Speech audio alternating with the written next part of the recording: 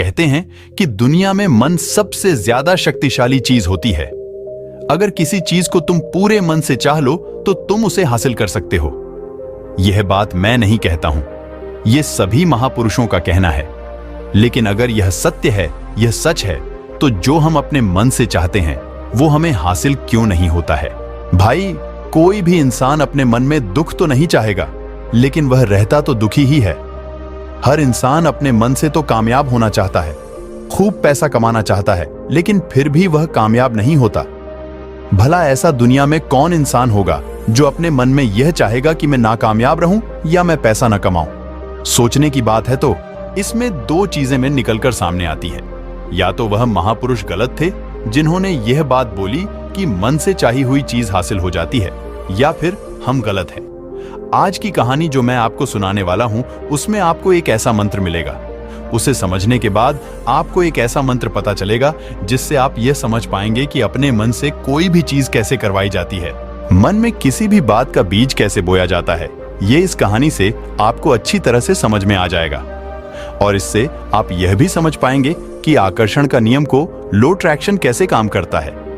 कहानी छोटी सी है लेकिन बहुत ही गहरी है। इससे पहले कि आप इस कहानी में खो जाएं, इस चैनल को सब्सक्राइब जरूर कर लें। तो चलिए कहानी शुरू करते हैं। एक बार की बात है, एक आदमी के जीवन में सिर्फ दुख ही दुख थे। वह जो भी काम करता, उस बेचारे को वह काम पूरा ही नहीं होता। घर में आता तो घर में क्लेश बना रहता। किसी से कोई मदद मांगता तो कोई उसकी मदद नहीं करता। ऐसा लगता था कि चारों ओर से दुखों का पहाड़ उसी पर टूट पड़ा है।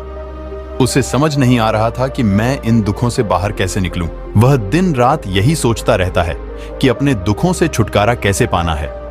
इसी कारण से वह रात में सो भी नहीं पाता था।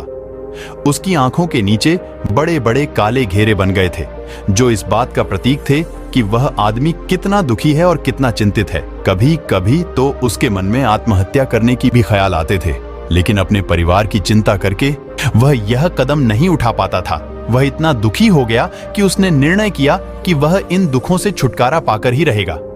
इसके लिए चाहे उसे कितनी भी मेहनत करनी पड़ेगी, कुछ भी करना पड़े, चाहे अंगारों पर भी चलना पड़े, लेकिन इन दुखों से छुटकारा हासिल करके ही रहेगा। ऐसे ही एक दिन उसने अपने मित्र से पूछा कि मैं अपने जीवन को कैसे सुधारूं। उसके मित्र ने उसे बताया कि तुम किसी बाबा के पास जाओ। बाबाओं के पास ऐसा मंत्र होता है जिससे सारे दुख मिट जाते हैं, जीवन खुशियों से भर जाता है और धन संपदा भी हासिल हो जाती है। तुम किसी ऐसे बाबा को ढूंढ लो, बस तुम्हारा काम बन जाएगा।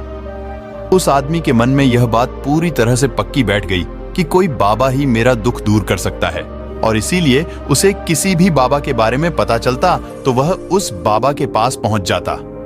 उस बाबा को अपनी समस्या बताता और उससे उसका समाधान पूछता और कहता कि बाबा मैं कुछ भी करने के लिए तैयार हूं, लेकिन मेरी समस्याओं से छुटकारा दिला दीजिए। आप जो कहेंगे मैं वह करूंगा, लेकिन मेरे जीवन को सुधार दीजिए। बाबा उसे कुछ टोने टोटके बता देते थे करने के लिए, और बदले में दान दक्षिणा ले लेते थे कि ये टोना टोटका करने के बाद तुम्हारे घर में सुख शांति बनी रहेगी, बस तुम इस टोटके को पूरी विधि के साथ करना। वो आदमी घर लौटकर पूरी विधि के साथ टोने टोटके करने लगा, लेकिन बहुत टोने टोटके करने के बाद भी उसके जीवन में कुछ बदलाव नहीं आया। इसके विपरीत उसका जीवन और ज्यादा दुखी हो गया। जो भी बाबा उसे टोना टोटका देता था, वह बदले में उससे दान दक्षिणा लेता था, जिससे उसका धन भी धीरे धीरे खत्म हो रहा था। इससे उसके जीवन में दुख और ज्यादा बढ़ गया। तब उसे लगा कि बाबाओं के पास जाने से तो मेरे जीवन में दुख कम होने की बजाय बढ़ते ही जा रहे, तो मुझे क्या करना चाहिए? बाबाओं के पास जाऊं या ना जाऊं? फिर एक दिन एक आदमी ने उसे बताया कि तुम अपने घर में किसी पंडित को बुलाकर हवन करवा लो। हवन होगा, घर शुद्ध हो जाएगा, कोई भी बुरी ऊर्जा होगा घर में तो वह घर से बाहर चली जाएंगी। किसी पंडित को बुलाकर पूरे विधि विघ्नों से मंत्र उच्चारण करें और हवन करें, जिससे घर में सुख शांति आए। उस आदमी के मन में यह बात बैठ गई और उसने एक पंडित को अपने घर पर बुलाकर हवन करवा दिया। भवन अच्छी तरह से संपन्न हुआ। बदले में पंडित ने भी अच्छी दान दक्षिणा ली और उसके बाद वह वहां से विदा हो गया। लेकिन कुछ दिनों के बाद उस आदमी को महसूस हुआ कि उसके जीवन में अब भी कोई बदलाव नहीं आया है। अब वह आदमी पूरी तरह से दुखी हो गया और ज्यादा परेशान हो गया। अब तो उसे लगने लगा था कि मेरे जीवन में से दुख कभी खत्म ही नहीं होंगे, और यही सोच सोचकर उस आदमी का बुरा हाल हो गया था। फिर एक दिन उसे अपने मित्र से एक ऐसे बाबा के बारे में पता चला जो समाधान बताने के लिए यह कोई दान दक्षिणा नहीं लेता था। उस आदमी को लगा कि यह बाबा दूसरे बाबाओं की तरह नहीं हो सकता है, क्योंकि यह दान दक्षिणा तो लेता ही नहीं, और अगर दान दक्षिणा नहीं लेता तो यह सच में कोई सिद्ध बाबा होगा। और यही सोचकर वह उस बाबा के पास पहुंच जाता है। और जब वह आदमी वहां पर पहुंचता है तो वह बाबा ध्यान में बैठे हुए थे। यह देखकर वह आदमी वहीं पर चुपचाप बैठकर ध्यान से बाहर आने का उनका इंतजार करने लगा। थोड़ी देर बाद बाबा ने आंखें खोली तो सामने एक दुखी और परेशान युवक को बैठे देखा। वो उसकी आंखों के नीचे काले घेरे देखते ही समझ गया कि यह आदमी अपने जीवन से कितना परेशान है। उसे संबोधित करते हुए बाबा ने पूछा कि बच्चा, क्या चाहते हो? बाबा के पास क्या लेने आए हो? उस आदमी ने कहा कि बाबा, मैं अपने जीवन से बहुत परेशान हूं। मैंने इन दुखों को दूर करने के लिए बहुत सारे रास्ते अपनाए, हर वह तरीका करके देखी है जो किसी बाबा ने मुझे बताई, हर वो काम किया जो किसी भी इंसान ने मुझसे करने को कहा, लेकिन मेरे जीवन में दुखों में कोई कमी नहीं आई। बाबा, इसके विपरीत मेरे जीवन में दुखों में बढ़ोतरी हो गई। मुझे समझ नहीं आ रहा है कि मैं क्या करूं। कभी कभी तो मैं आत्महत्या करने की सोचता हूं, लेकिन अपने परिवार की सोचकर मैं यह कदम नहीं उठा पाता। मैंने आपके बारे में बहुत सुना है बाबा, और मैं बहुत उम्मीद के साथ आपके पास आया हूं। कृपया करके मुझे कोई ऐसा मार्ग बताएं जिससे मुझे अपने दुखों से छुटकारा मिल जाए। मैं अपने दुखों से छुटकारा पाने के लिए कुछ भी करने को तैयार हूं। आप मुझे कोई भी रास्ता बताएं, चाहे वो रास्ता कितना भी कठिन क्यों ना हो, मैं उसको पार करके रहूंगा। बाबा ने महसूस किया कि यह आदमी तो सच में बहुत परेशान है। बाबा ने उसकी बात सुनकर कहा कि बच्चा, दुखों को दूर करने के लिए मंत्र ऐसे ही नहीं मिलते। मंत्र पाने के लिए कुछ करना पड़ता है। तुम कुछ कर सकते हो। यह सुनकर पहले तो उस आदमी ने सोचा कि यह बाबा भी मुझसे दान दक्षिणा ही मांगेंगे, लेकिन और कोई रास्ता न पाकर उस आदमी ने कहा कि बाबा, आपको जितने भी दान दक्षिणा चाहिए मैं देने के लिए तैयार हूं, लेकिन आपका मंत्र सच्चा होना चाहिए, वो पूरा होना चाहिए, उसका फल मुझे मिलना चाहिए। उसके बाद मैं आपको जो भी दान दक्षिणा लेना चाहते हो वो दे दूंगा। बाबा ने कहा कि दान दक्षिणा तो बहुत छोटी सी चीज है, मुझे नहीं चाहिए। इस पर वह आदमी सोच विचार करके बोला, तो बाबा, मैं अंगारों पर भी चलने के लिए तैयार हूं, आप मुझे बस आज्ञा दीजिए। बाबा ने कहा कि अंगारों पर चलने वाली छोटी चीज मैं तुमसे नहीं कराने वाला। मैं जो तुमसे कराने वाला हूं वह बहुत ही कठिन मंत्र है, क्या तुम उसे पूरा कर पाओगे? उस आदमी ने कहा कि बाबा, आप मुझे बताइए तो सही, मुझे करना क्या होगा? मैं कुछ भी करने को तैयार हूं। इस पर बाबा ने उसे कहा कि यहां से जब तुम अपने घर जाओ तो रास्ते में अपने मन में यह दोहराते जाना कि मैं सुखी हूं, मैं सुखी हूं, मैं सुखी हूं। बार बार अपने मन में यही दोहराना, और याद रहे जुबान पर यह नहीं आना चाहिए, यह सिर्फ मन में दोहराना है। यह सुनकर वो आदमी बोला, बाबा, बस इतनी सी बात है, यह तो मैं चुटकी बजाकर कर लूंगा, लेकिन इससे होगा क्या? बाबा बोले कि तुम इस मंत्र को करके तो देखो, वैसे भी तुमने इतने बाबाओं के मंत्र किए हैं, तो इस मंत्र को भी करके देख लो। उस आदमी ने सोचा कि बाबा कुछ दान दक्षिणा तो ले नहीं रहे और छोटा सा मंत्र है, इसे तो मैं कर ही लूंगा। वो बोला, ठीक है बाबा, मैं यह मंत्र जरूर करूंगा। वह आदमी यह कहकर वहां से उठकर चलने लगा, लेकिन जैसे ही वह चलने लगा, पीछे से बाबा ने बोला कि बच्चा, एक बात याद रखना, जब तुम यह मंत्र अपने मन में दोहराओ तो तुम्हारे मन में बंदर के विचार नहीं आनी चाहिए, बंदर का ख्याल भी नहीं आना चाहिए, तो ही यह मंत्र सिद्ध होगा। वो आदमी बोला, मुझे तो आज तक बंदर का कोई विचार नहीं आया, तो अब क्यों आएगा? आप चिंता मत करिए बाबा, मैं बस मन में यही दोहराऊंगा कि मैं सुखी हूं, मैं सुखी हूं। इसके अलावा बंदर का कोई विचार मेरे मन में नहीं आएगा। यह कहकर वो आदमी वहां से चल दिया। वह अपने मन में मैं सुखी हूं, मैं सुखी हूं, यह दोहराता हुआ थोड़ी दूर ही चला था कि उसके मन में अचानक बंदर का ख्याल आ गया। बंदर का ख्याल एक बार आया और चला भी गया, लेकिन उस आदमी ने सोचा कि आज तक तो मुझे बंदर का कोई विचार नहीं आया, ये आज बंदर का विचार क्यों आ गया? और ऐसे करके उसने उस बंदर के विचार को पकड़ लिया। वह यह भूल गया कि मुझे क्या मंत्र दोहराना है और वह बंदर के बारे में सोचने लगा।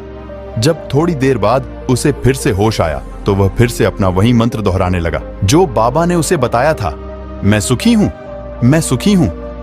लेकिन अचानक से उसे उसके सामने एक बंदर दिखाई दिया और यह देखकर उसके मन में फिर से बंदर का विचार उठ गया और वह अपने अंदर से उस विचार को बाहर फेंकना चाहता था। वह चाहता था कि मेरे अंदर किसी भी तरह बंदर का विचार ना आए, लेकिन उसे तो उसके सामने बंदर ही दिखाई दे गया। ऐसे ही जद्दोजहद करते करते वह घर पर पहुंचा और घर पर पहुंचने के बाद अपनी पत्नी को कहा कि है बंदरिया, मुझे खाने में बंदर परोस दो। और जब उसे एहसास हुआ कि उसने क्या बोल दिया तो वो अपने बाल नोचने लगा। वो दीवारों में सर मारने लगा कि आज तक मुझे बंदर का कोई विचार नहीं आया और आज मुझे ये क्या हो गया है कि मुझे हर जगह बंदर ही बंदर नजर आ रहे हैं। यह कैसी माया है। यही सोच सोचकर वह आदमी रात भर सो नहीं पाया। रात भर करवटें बदलते रहा और सुबह उठते ही सीधे उस बाबा के पास पहुंच गया और उसके चरणों में गिरकर कहा कि बाबा, पता नहीं क्या चमत्कार हो रहा है। आज तक मुझे बंदर का कोई विचार नहीं आया, लेकिन कल से जब से आपने मुझसे कहा कि बंदर का विचार नहीं आना चाहिए, तब से मुझे हर जगह बंदर ही बंदर नजर आ रहे हैं। उस आदमी ने कहा कि बाबा, मुझे तो आपके पीछे पेड़ पर बैठा हुआ बंदर भी केले खाता हुआ दिखाई दे रहा है कि हो क्या रहा है बाबा। यह सुनकर बाबा हंसने लगे और कहा, बच्चा, मन का जाल एक ऐसा जाल है जिसे समझ पाना इतना आसान नहीं है। बंदर तो तुम्हारे रास्ते में पहले भी आते थे। जब तुम मेरे पास आए थे तो इन्हीं पेड़ों पर यह बंदर घूम रहे थे, लेकिन तब तुम्हारे ध्यान में यह बंदर नहीं था। तब तुम्हारे ध्यान में सिर्फ अपने दुख थे।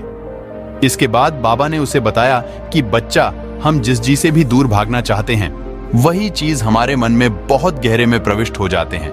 वह हमारे अंतर्मन में समा जाती है। असल में हम जिस चीज से भी छुटकारा पाना चाहते हैं उससे छुटकारा इसीलिए पाना चाहते हैं कि वह हमारे साथ बहुत गहरे से जुड़ी हुई है और हम जितना ही उससे छुटकारा पाना चाहते हैं वह उतनी ही गहरी हमारे मन में बैठी चली जाती है और आखिरकार वह हमारे अंतर्मन में छा जाती है ऊपर से। तो हम चाहते हैं कि सुखी होना, कि मैं सुखी हो, सुखी हूं।